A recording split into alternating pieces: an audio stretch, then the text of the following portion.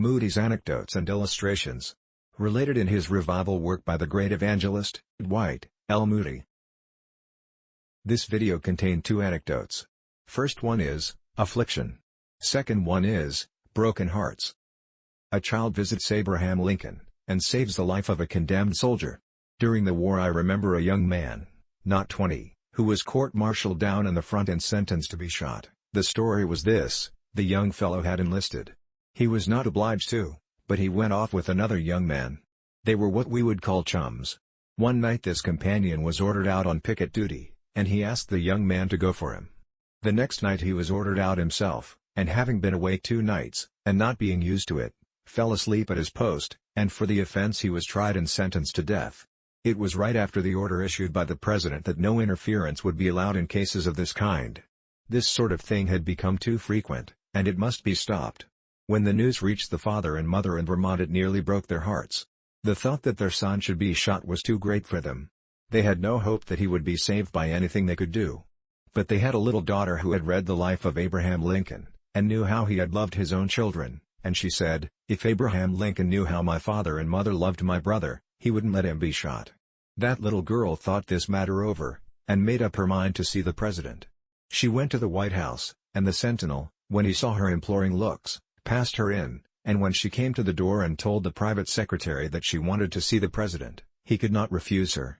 She came into the chamber and found Abraham Lincoln surrounded by his generals and counselors, and when he saw the little country girl, he asked her what she wanted.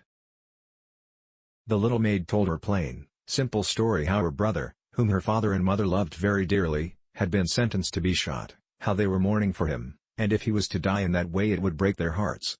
The president's heart was touched with compassion, and he immediately sent a dispatch canceling the sentence, and giving the boy a parole, so that he could come home and see that father and mother.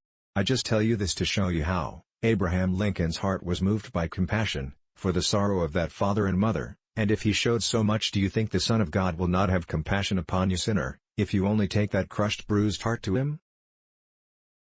Second anecdote. Broken Hearts.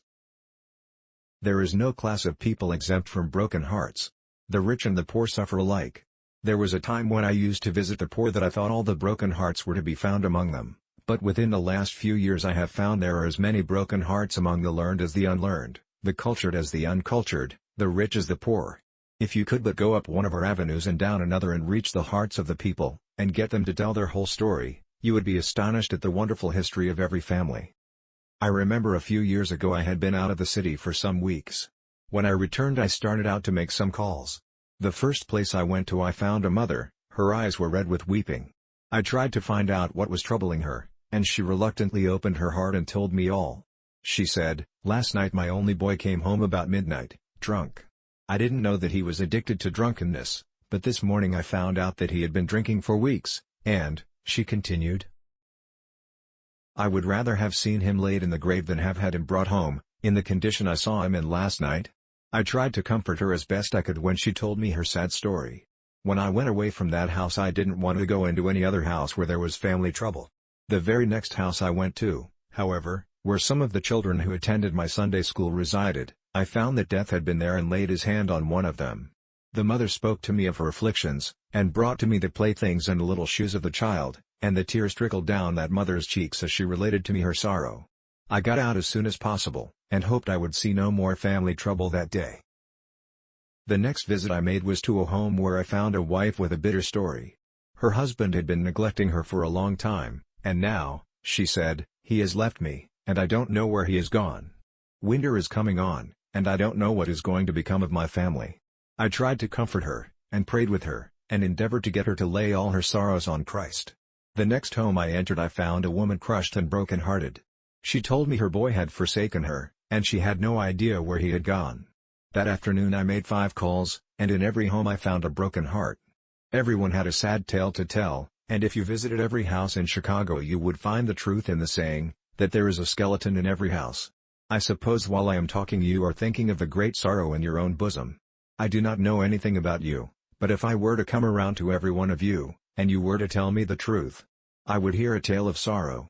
The very last man I spoke to last night was a young mercantile man who told me his load of sorrow had been so great that many times during the last few weeks, he had gone down to the lake, and had been tempted to plunge in and end his existence. His burden seemed too much for him. Think of the broken hearts in Chicago tonight. They could be numbered by hundreds, yea, thousands. All over this city are broken hearts. If all the sorrow represented in this great city were written in a book, this building couldn't hold that book, and you couldn't read it in a long lifetime. This earth is not a stranger to tears, neither is the present the only time when they could be found in abundance. From Adam's days to ours tears have been shed, and a wail has been going up to heaven from the broken-hearted. And I say it again, it is a mystery to me how all those broken hearts can keep away from Him, who has come to heal them. Thanks.